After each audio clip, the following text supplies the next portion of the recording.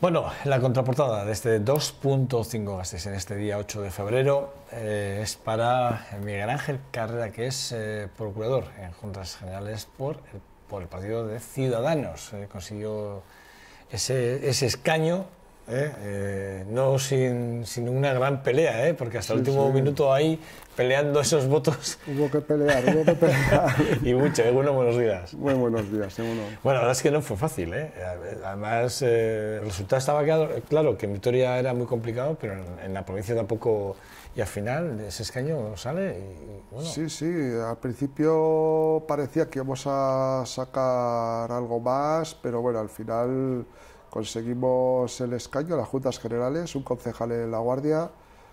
La verdad que bien, o sea, ilusionados. Hombre, pues a La Guardia y el diputado, yo procurador aquí en Juntas. Efectivamente. Es nada, con sí. 4.982 votos, con el 3,10% del electorado. Sí. Ahí es nada. Es decir, sí, pero hubo que pelear día tras día. Yo recuerdo que la campaña. Hablando con tu compañero, con Rodrigo, sí. Comentaba que bueno, pues que era muy complicado, que en la provincia igual sí que se podía, que tenéis una pequeña esperanza de que sí, él también tenía alguna esperanza, pero bueno, que era complicado, sabía que era difícil. Bueno, ¿cómo se pasa a la política? Porque Miguel Ángel Carrera, ¿a qué se ha dedicado hasta ahora? Antes de dedicarse a la política, al 50% que ahora hablaremos de... Antes de dedicarme a la política, sí. Yo hasta ahora he sido trabajador, sigo siendo trabajador de... Sí, pues estás al 50%, no estás liberado. Efectivamente, sigo siendo trabajador de Michelin. Empecé a trabajar allí hace ya 17 años y es a lo que me he dedicado, lo que es la industria. Luego también he tenido mis pequeños negocios, o sea que he combinado un poco el mundo diríamos de la empresa privada con la pública, con trabajar por cuenta ajena, crear puestos de trabajo. La verdad es que choca, ¿no? Porque ¿cómo es ese momento? ¿Cómo uno decide dedicarse a la política y en el Partido Ciudadanos? ¿Cómo es ese momento? ¿Cómo decides dedicarte a esto, a la política? Pues mira, a mí siempre me ha interesado la política. Más o menos siempre he tenido las ideas bastante claras en lo que es política, pero nunca antes me había convencido un partido político en concreto.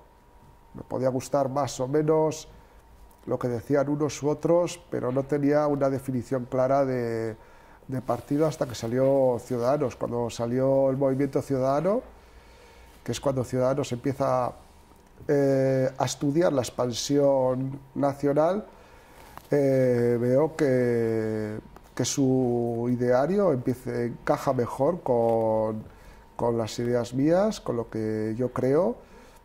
Y es a partir de ahí cuando me empecé a interesar por el partido y hago mi afiliación, pues cuando fueron las europeas. O sea, vamos hace dos años. Ya 2 años, ¿no? Más o menos, 2 años. Sí. Todavía no creo que hayan cumplido, pero por ahí. Más sí, van a hacer 2 años, sí. O sea, 2 años como afiliado en Ciudadanos. Sí.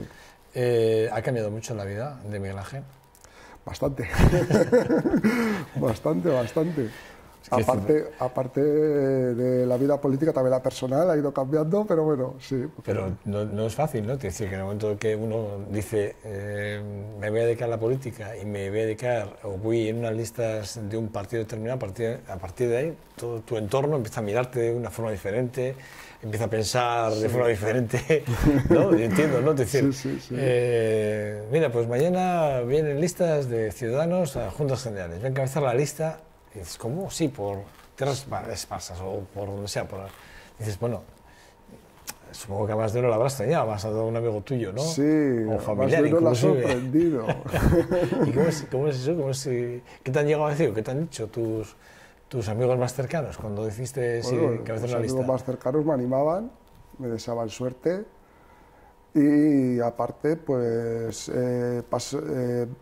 pasan las conversaciones de ser sobre temas banales a que empiezan a decirte los problemas que hay, que conocen ellos que hay por ahí. O sea, cambia mucho la percepción, ya no estás hablando con un con un amigo normal, con alguien con que puedes hablar del fútbol o puedes hablar de baloncesto, puedes hablar, sino que ya empiezan a tratarte con, oye, me he enterado que fulano tiene un problema y tal, fíjate lo que le ha pasado y un poco te vas imbuyendo en lo que son los problemas personas de la gente que te rodea, ¿no? Efectivamente. Bueno, grupo mixto, estábamos hablando, compartes con Damián García Moreno, dirá así, compartís ese grupo mixto, comentábamos a modo de, así, de broma, ¿no? Que compartís una secretaria del 50%, ¿no? Tenéis la mitad de la secretaria dividida la mitad de todo. Al 50%. Sí, sí. Entiendo que con lo que cobráis en juntas, evidentemente, tampoco es un salario... Pero claro, tú ahora mismo compatibilizas tu trabajo en Mercedes con juntas generales. En Michelin con juntas generales. Es decir, ¿es difícil esto de compaginar las cosas, de conciliar las dos o no? ¿O está tan bien estructurado que no tienes ningún problema? Porque comisiones, tendrás muchas comisiones las que tendrás que Sí. Que el tiempo no te quedará mucho. Tengo la agenda muy apretada. No te decía yo, mucho no te quedará. ¿Cómo es el día a día? Pues el día a día complicado. Yo además trabajo a 5 turnos en Michelin, o sea, con lo cual voy haciendo las rotaciones. O sea, que cuando tocan sí, claro. Sí. Y depende de lo que me toque, fines de semana, mañana, tarde o noche. Sí, más de una vez ha ocurrido de llegar el fin de semana, trabajar en Michelin, luego librar entre semana y estar en el otro lado. Bueno, eso es lo que hay. No sé si te va a dar mucho tiempo para todo. Bueno, uno de los temas de los que sí que nos hacíamos eco esta semana, que eran importantes, era que Álava estudiaba implantar este mismo año la línea de autobuses entre Vitoria y Loiu, que yo siempre he pensado que es una gran idea, porque sí que pienso que, bueno, pues sí, hablando de aeropuertos y de unificar criterios, sí me parece que las ciudades colindantes al aeropuerto principal de Euskadi deberían de tener esas líneas, esa transversalidad. Pero...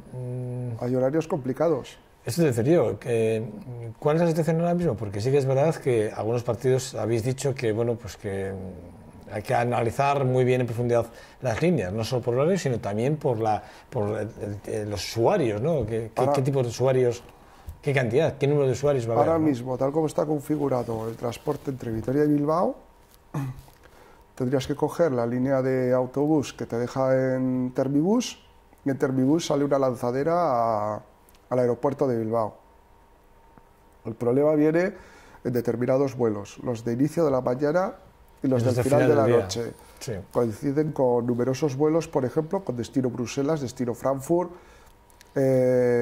unos destinos que muchas veces son demandados por la gente.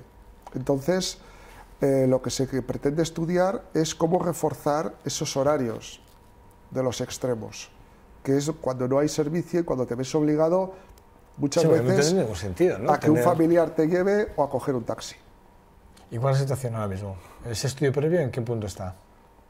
Lo desconozco, se encarga el diputado de Movilidad y Transportes, Josu Bierna. Pero Josu Bierna le habéis pedido información. Efectivamente. ¿Y qué dice Josu Bierna? ¿Qué cuenta Josu Bierna? Josu Bierna cuenta que está haciendo el estudio, está valorando, se ha reunido con, yo sé que se ha reunido con su equivalente de la Diputación de Vizcaya y que ya han empezado a pensar, a estudiar las posibles soluciones. Pero no parece que sea fácil, ¿no? Porque el número de usuarios que puede haber, se sabe el número de usuarios que tenemos desde Vitoria o desde Álava cara a coger esos vuelos, esos dos extremos, tanto los de primera de la mañana como los de última de la noche. AENA te puede dar, te podría dar por población, un poco, siguiendo las compañías aéreas, cuántas personas de Álava, por ejemplo, cogen el avión en Bilbao, ¿vale? Y de ahí puedes sacar unos estudios, una media.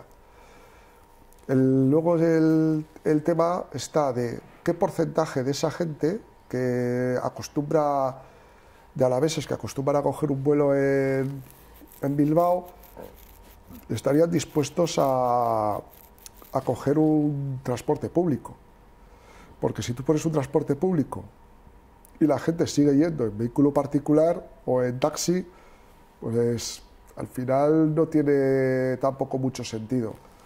Igual también la solución, aparte de hacer el estudio, igual es poner un poco a prueba un servicio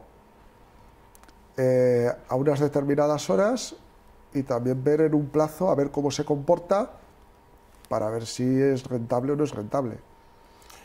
En cualquier caso sí que es verdad que el servicio que ahora mismo tenemos es el de, efectivamente, ir a Terminibus, coger esas lanzaderas que son constantes, o sea, que decir que no, pero sí que es verdad que, bueno, tener que hacer un transbordo directamente también, como vayas justo con el tiempo justo, no llegas. Lo sé porque sí que le ha pasado más de un amigo mío, que efectivamente que intentar llegar con el transporte público ahora mismo y es complicado, no es nada fácil, tienes que, ya no son las horas del vuelo internacional que tienes que prever, que tienes que estar en el aeropuerto, sino que tienes que prever los 45 o los 50 minutos del autobús, o la hora y algo del autobús, más la lanzadera.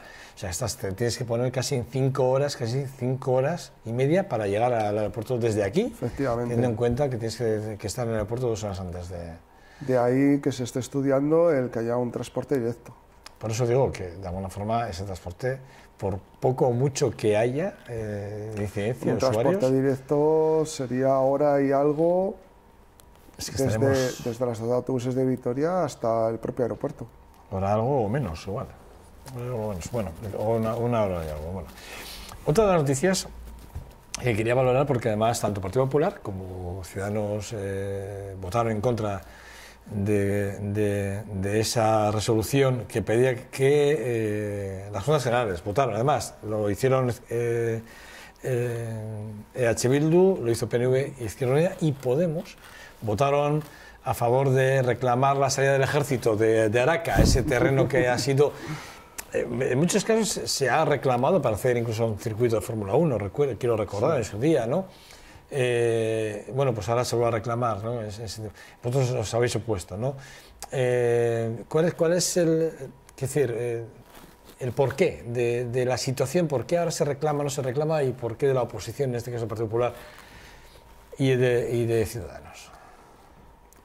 A nosotros nos parece que el planteamiento que se hace viene para resucitar un poco todo lo que es el tema independentista más que nada. Y, hay una connotación antimilitarista de muchos partidos de pensar que el ejército no vale para nada. A nosotros no nos parece correcto. Sacar el tema del cuartel porque hay una modificación de la estructura del ejército a nivel estatal, a nivel del país, en el que unos regimientos se van y otros vienen, y aprovechar ese momento pues para pedir la reversión de terrenos, pues no nos parece lo más adecuado. No sabemos si la siguiente reforma traerá más militares, menos militares, pero el cuartel tiene que estar. En cualquier caso, sí que es verdad que desde las juntas el texto que se aprobó, ¿no? Hablaban hay una frase que habla de que las Juntas Generales de Álava apuestan frente al militarismo, frente a ese militarismo, hablan de la educación para la paz, de alguna forma, ¿no? Que, bueno, pues que en el momento que vive España, en el momento que se vive en Europa, como que no tiene ningún sentido. En ese sentido, el cuartel de Araca, ¿no? Es lo que hablan, ¿no? Y además, ahora mismo, por el número de soldados que también hay ahora mismo en Vitoria, ¿no? En lo que respecta a las Fuerzas Armadas, su número es cada vez más compacto, porque en realidad no hacen falta unas Fuerzas Armadas con tantos militares, sino un ejército compacto, más profesional y rápido. En lo que respecta a la educación a la paz, aquí tenemos una asignatura pendiente, sobre todo en el País Vasco, no solamente por el tema militar, sino también por lo que ha acontecido en los últimos años con la violencia terrorista y la ruptura de la convivencia. O sea, la educación de la paz aquí tiene mucho desarrollo. hay mucho que hacer. Bueno, en cualquier caso sí que es verdad que no es la primera vez que se reclaman esos terrenos, ¿no? De alguna forma, ¿no? Sí. Es decir, que siempre siempre se ha estado un poco en favor de que el cuartel de Araca desapareciese de los terrenos. Los presupuestos, tal y como tú dices que son unos presupuestos continuistas, siguen siendo conservadores y sin grandes avances. Esto es lo que ha dicho algún medio de comunicación. ¿Es así?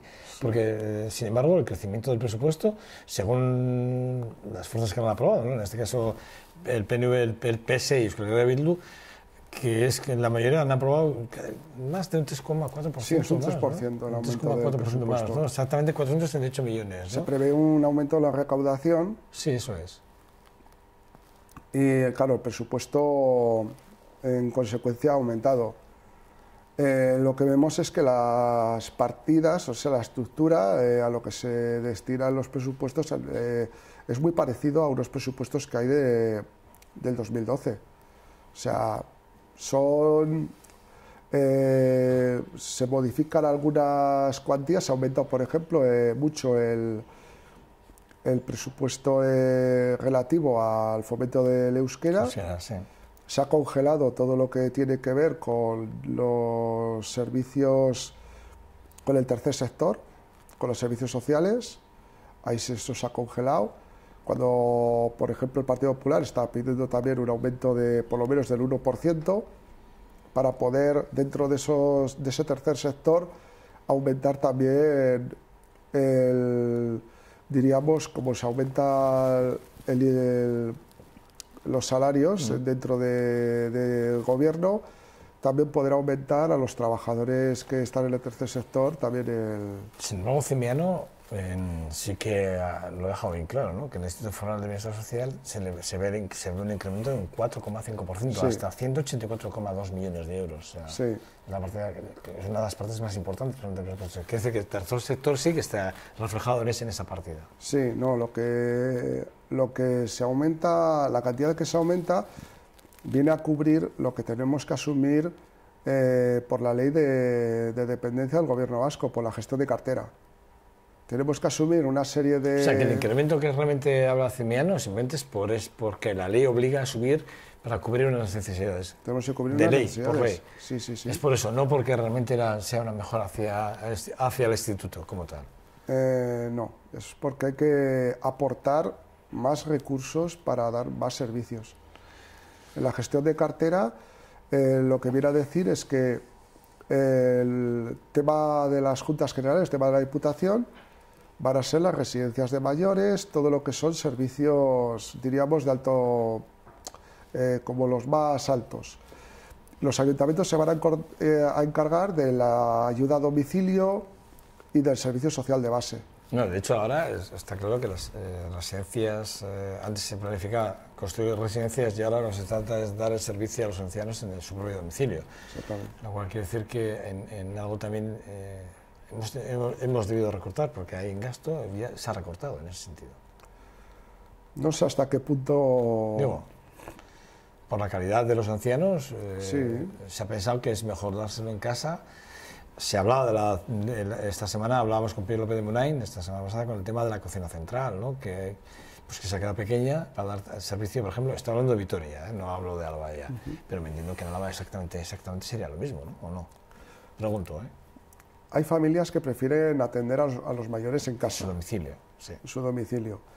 Cuando te encuentras con la imposibilidad de atender a esa persona en el domicilio, es cuando tú recabas la ayuda de una residencia para poder acoger a la persona mayor. Yo creo que se combinan las dos vertientes. A las familias a las que le viene bien la ayuda a domicilio porque permite que esa persona mayor pues, pueda vivir en su domicilio en un entorno adecuado y ser atendida un cierto número de horas al día. Y luego está la otra parte, la de residencia, cuando esa persona necesita más cuidados porque no puede valerse por sí mismo, tiene una dependencia mayor, que entonces pues, hay familias que deciden desplazar a esa persona a una residencia porque no pueden atenderles en casa, si están todos trabajando. no tienen tiempo para estar las 24 horas pendiente de una persona mayor. Ha habido mujeres que han tenido que dejar de trabajar para cuidar de los padres o de los suegros.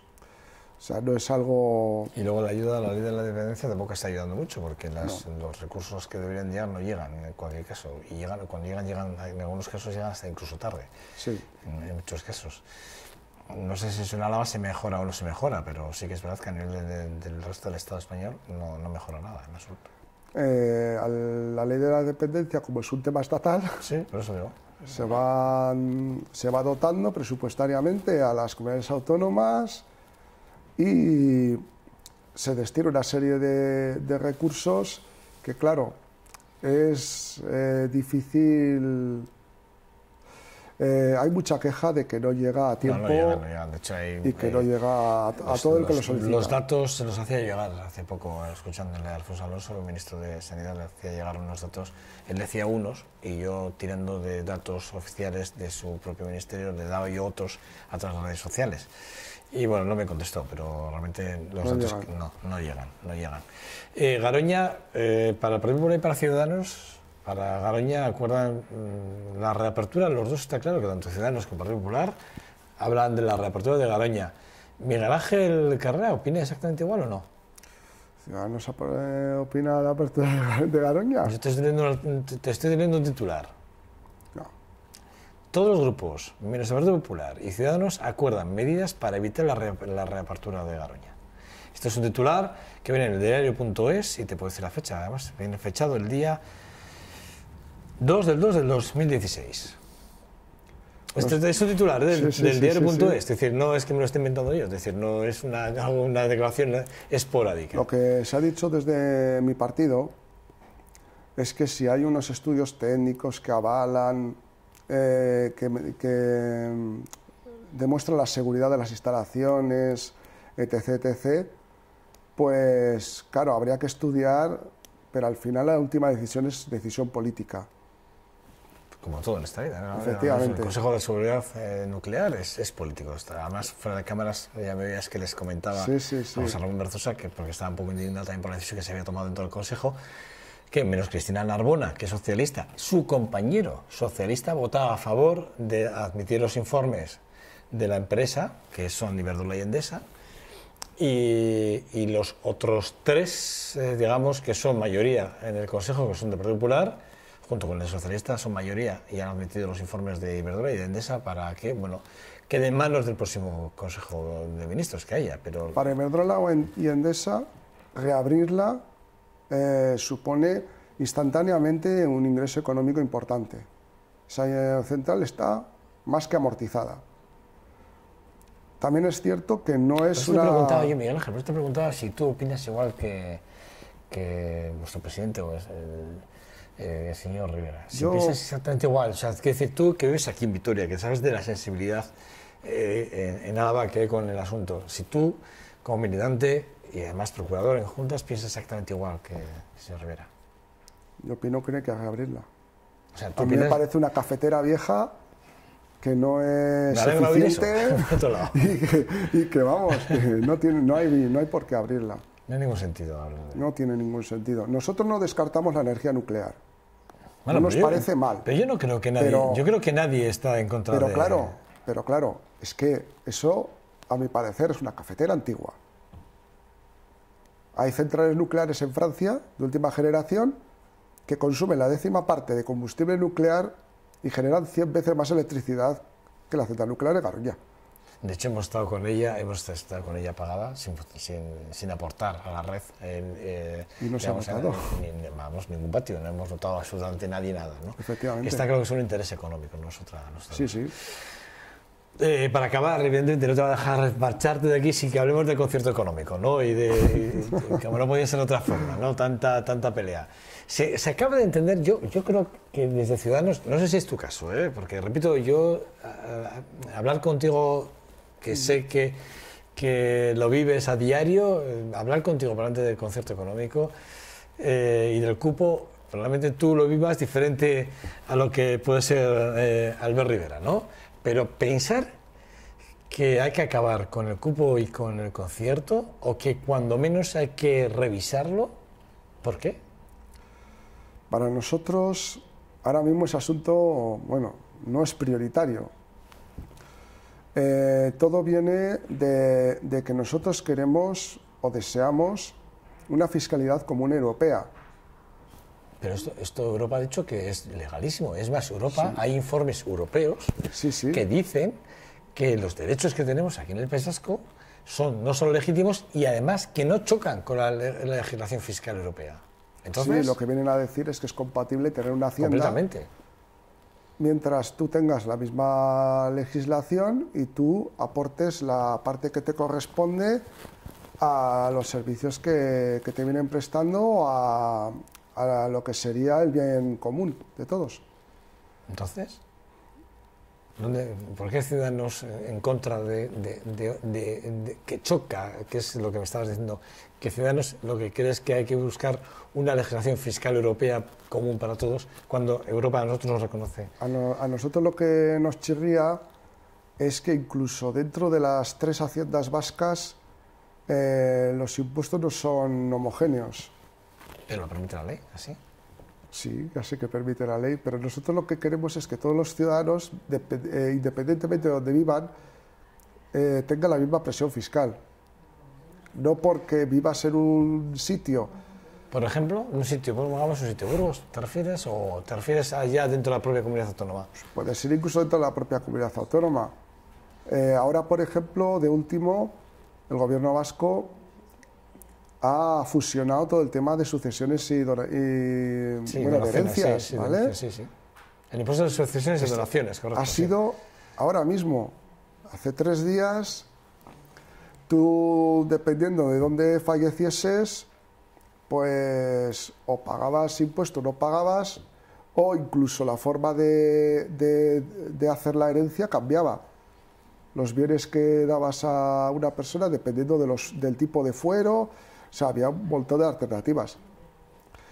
Son buenos pasos el querer homogeneizar todo. Aquí tenemos que tener en cuenta un equilibrio territorial y que los ciudadanos tengan la presión fiscal independientemente de donde residan. Pero ¿por qué revisar algo que es estructuralmente de los vascos? Que los vascos en su día apostaron cuando el resto, porque esto... Sí, los catalanes lo rechazaron. Sí, lo rechazaron, pero bueno, hubo más propuestas. Y más aún, lo llamaron antiguo, medieval, sí, y alguna otra cosilla. Pero ¿por qué nosotros que hacemos una apuesta que es arriesgada? Porque por otro lado... El riesgo es unilateral.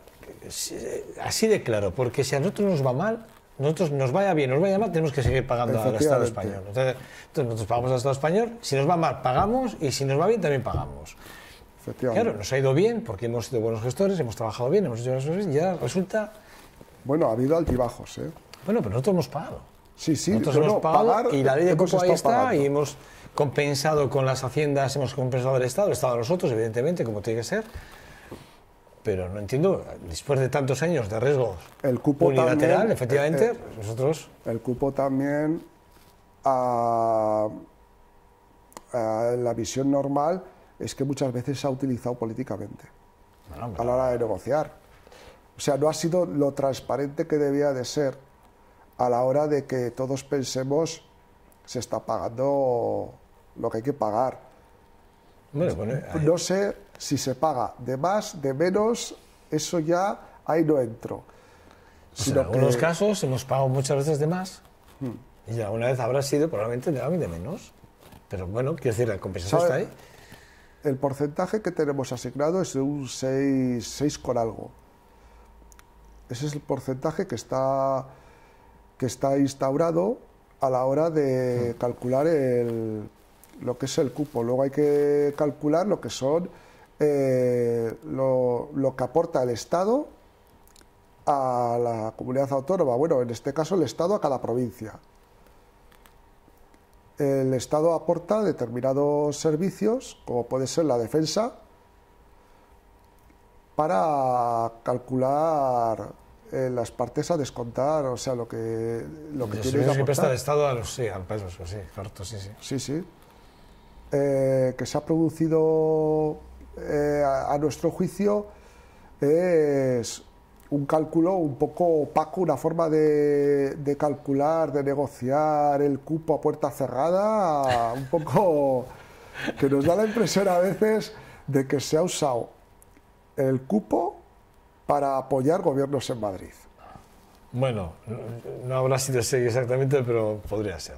Bueno, Miguel Ángel Carro, no tenemos más tiempo, pero siempre es un placer. Sabemos de tu existencia en la Diputación y queríamos de alguna forma visibilizar, ¿no? Que bueno, Ciudadanos tiene un representante en la Diputación como procurador y que, bueno, pues que a partir de ahora contaremos más a menudo contigo y estaremos más pendientes de todas las iniciativas que tenéis en la Diputación, que sí que son varias. Bueno, estaremos muy pendientes de todas y cada una de ellas para que, bueno, hoy queríamos más o menos, bueno, que te conociera más que nada la gente que tenemos ahí olvidado y que, bueno, pues hablábamos mucho con Damián y de la otra parte del Grupo Mixto nunca hablábamos con él. Sí, y decíamos, sí. bueno, no puede ser, tenemos a Miguel Ángel Carrera, hay que llamarle. Sí, sí, somos un poco pequeños, pero bueno. No, bueno, pequeños, pero tenéis la representación que tenéis, es así, ni más ni menos. Miguel Ángel, un verdadero placer. Y es a tu casa, para lo que quieras, ya sabes. 2.5 Gasteiz y esa televisión a tu entera disposición, como absolutamente para todos aquellos que estés en la Diputación, Ayuntamiento, Gobierno Vasco, con los cuales siempre es importante hablar porque pues, tenéis vuestro punto de vista. Sí, encantado de venir y cuando queráis. Un abrazo. Gracias. Muy bien, muchas gracias. Bueno, pues nada, nosotros hasta aquí. Este es el punto y final. Esta es nuestra contraportada en este día 8 de febrero del 2016, en el que, bueno, pues no es un programa intenso. Sin más, desearles lo mejor y que mañana les esperamos en esta su casa. Agur, agur.